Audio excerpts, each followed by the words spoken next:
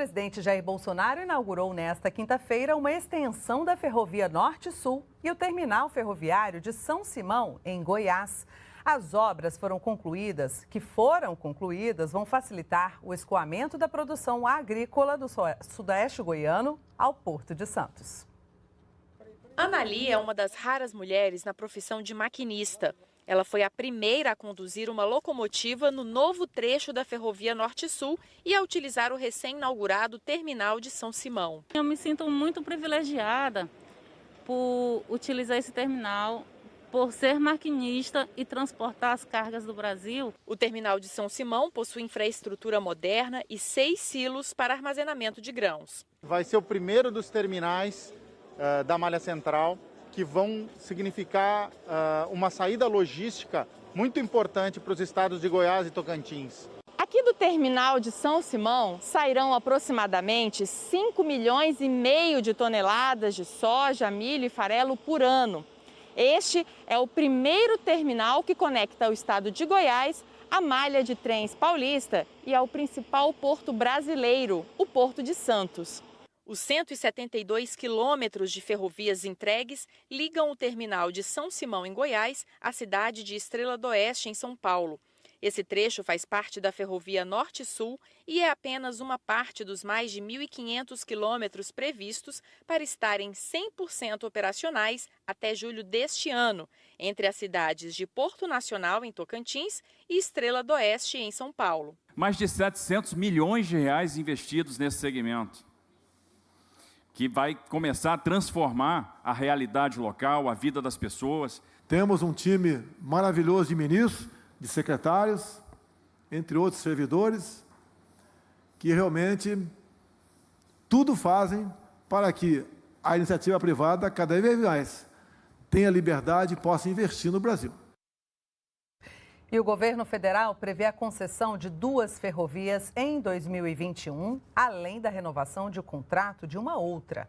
O primeiro leilão já tem data, 8 de abril. Os investimentos devem chegar a 40 bilhões de reais. Apenas 15% da carga transportada hoje no Brasil vai pelos trilhos. E para melhorar nosso sistema ferroviário, o Ministério da Infraestrutura vai conceder 2 ferrovias à iniciativa privada em 2021. Nosso programa ferroviário, ele visa com que a gente aumente hoje de 15% para 30% a carga em ferrovia. O leilão da primeira ferrovia, a Oeste-Leste, já tem data, 8 de abril. Ela liga Caetité ao Porto de Ilhéus, os dois na Bahia. As principais cargas a serem transportadas são minério de ferro e produtos agrícolas. O trecho tem 570 quilômetros e já está com 75% pronto.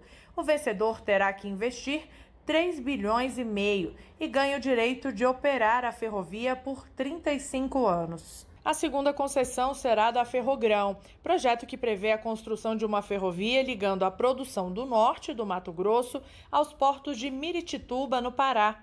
Quando pronta, deve escoar soja e milho. O investimento será de 60 bilhões de reais e o vencedor vai operar a ferrovia por 60 anos. Além das 2 concessões, a concessionária MRS terá seu contrato renovado por mais 30 anos. Ela atua em Minas Gerais, São Paulo e Rio de Janeiro. Essa malha está previsto mais ou menos 14 bilhões de investimento nela.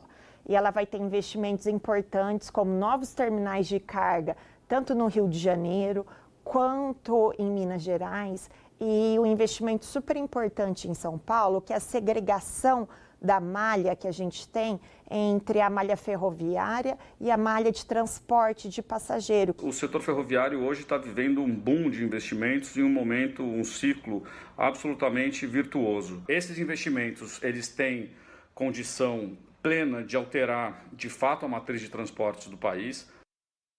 Agora vamos falar de saúde. O Brasil recebeu insumos que vieram da China e que vão permitir a fabricação de vacinas contra a Covid-19 pelo Instituto Butantan.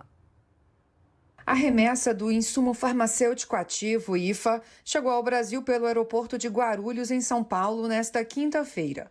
Os 8.200 litros de matéria-prima vão se transformar em 14 milhões de doses da Coronavac pelo Instituto Butantan. Já sinalizamos, tanto para a Fiocruz, quando começar a sua produção de IFA no Brasil e a produção da vacina no Brasil, totalmente no Brasil, 110 milhões de doses no segundo semestre, e no Butantan já sinalizamos também uma futura aquisição de 30 milhões de doses no último trimestre do corrente ano.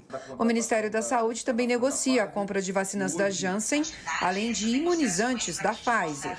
Com a Janssen, as negociações estão na fase final para a compra de 38 milhões de doses da vacina contra a Covid-19. O imunizante, que é de dose única, deve chegar entre julho e dezembro. Da Pfizer, o governo pretende comprar 100 milhões de doses, que deverão começar a chegar já em maio e ter a entrega concluída também em dezembro de 2021. Na quinta, a Anvisa se reuniu com representantes da vacina Covaxin, fabricada na Índia, para trocar informações e tirar dúvidas sobre o pedido de uso do imunizante.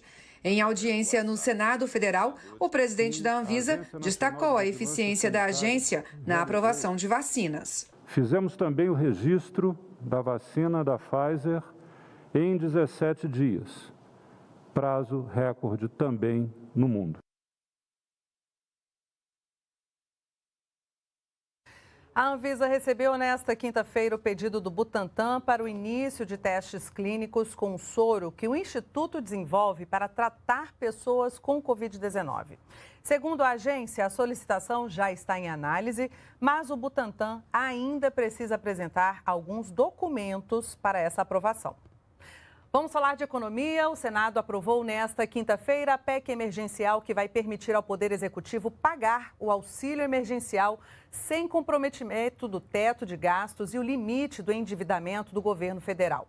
A proposta segue agora para apreciação na Câmara dos Deputados. Ao lado do relator do projeto, o senador Márcio Bittar, o ministro da Economia, Paulo Guedes, comentou a medida. É um compromisso com a saúde do povo brasileiro e com a responsabilidade também fiscal. Nós temos um compromisso com a saúde e um compromisso também com a economia. Essa é a nossa pauta e nós vamos enfrentar esse desafio terrível que nós estamos enfrentando com a mesma coragem, com a mesma determinação e com a mesma cooperação de sempre. 15 mil startups brasileiras vão receber apoio do programa Inovativa Brasil, uma parceria do governo federal com o Sebrae.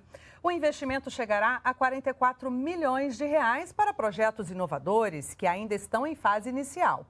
Esses empreendimentos, eles vão receber uma consultoria especializada e suporte para formalizar o negócio.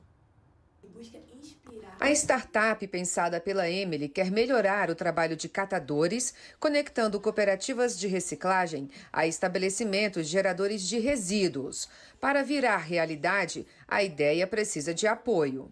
Agora a gente precisa consolidar a nossa plataforma para ela operar mesmo nessa conexão dessas duas realidades, de cooperativas e estabelecimentos. A consultoria que a Emily precisa pode ser oferecida pelo Inovativa, programa de empreendedorismo voltado para a inovação do Ministério da Economia com o Sebrae, que acaba de lançar a iniciativa Ideias de A a Z para atender propostas de negócio que estão no estágio inicial. Vão ser investidos mais de 40 milhões de reais para a oferta de consultoria a 15 mil projetos nos próximos anos. Estamos trabalhando para que 2021 traga grandes oportunidades de conexões, de aprendizado e de colocar o seu negócio em pé. A meta do Inovativa é tornar o Brasil um dos 3 principais ecossistemas de empreendedorismo inovador do mundo. Para isso, serão oferecidas de maneira gratuita atividades de mentoria, consultoria organizacional, suporte tecnológico, apoio para a formalização do negócio e qualificação de empreendedores. De 2013 a 2020, mais de 2.300 empreendimentos foram acelerados com o suporte do Inovativa. E o Brasil pretende ser um dos países que mais investe em inovação no mundo. Nosso assunto agora é educação. A lista de espera do programa Universidade para Todos, o ProUni, do primeiro semestre de 2021, já está disponível. O prazo para os pré-selecionados comprovarem as informações da inscrição é de 8 a 12 de março. Para mais informações, é só acessar a página do programa, prouniportal.mec.gov.br. A Companhia Nacional de Abastecimento, CONAB, vai distribuir cestas de alimentos a comunidades em situação de insegurança alimentar e nutricional na região norte do país. Os produtos foram comprados por meio de acordo firmado com o Ministério da Cidadania. Serão 37 mil toneladas de alimentos para compor as cestas. A ação não envolve todas as unidades da CONAB no país. Ainda assim, os kits vão beneficiar mais de 424 mil famílias de comunidades tradicionais em situação de insegurança alimentar. A CONAB está à frente da recepção dos alimentos e a formatação das cestas nas unidades armazenadoras. Vale ressaltar que a distribuição da cesta está condicionado a informações do destino de entrega por parte dos parceiros. Os alimentos foram adquiridos por meio de um convênio firmado com o Ministério da Cidadania. No ano passado, a distribuição de cestas básicas da CONAB beneficiou mais de 323 mil famílias, com o fornecimento de mais de 560 mil unidades, que somaram 12 mil toneladas de alimentos. Você sabia que ao doar sangue você pode salvar até 4 vidas? Para valorizar esse trabalho voluntário, a primeira-dama Michele Bolsonaro esteve no Hemocentro de Brasília numa ação do programa Pátria Voluntária, que incentiva as doações. Devido ao novo coronavírus, a quantidade de doadores de hemocentros diminuiu em 2020. Segundo o Ministério da Saúde, os bancos de sangue apresentaram uma queda de 15% a 20% em seu estoque. Agora, as unidades contam com o apoio da população para reverter esse quadro. Para mim, a doação de sangue é uma atitude muito simples que a gente pode ter e que tem uma repercussão muito grande, né? Um resultado muito positivo, são muitas vidas que a gente pode ajudar. Já tive pessoas próximas que precisaram de doação de sangue, então eu sei o quanto isso é importante. Para incentivar a doação de sangue no país, o programa Pátria Voluntária e o Ministério da Saúde lançaram em fevereiro a campanha Bora Doar Sangue. A iniciativa é um convite para que mais cidadãos realizem a ação voluntária. A presidente do Conselho do Pátria Voluntária, a primeira-dama Michele Bolsonaro, visitou o Hemocentro de Brasília acompanhada de ministros. Segundo a presidente da Fundação Hemocentro de Brasília, os estoques precisam estar em condições seguras para cirurgias, procedimentos oncológicos e para quem precisa de transfusão regular. Tanto a Fundação Hemocentro de Brasília como todos os hemocentros do país estão preparados para receberem os doadores de sangue de forma segura, com distanciamento social, mantendo toda a segurança. O Brasil em Dia termina aqui. Para rever as reportagens de hoje, é só acessar as nossas redes sociais.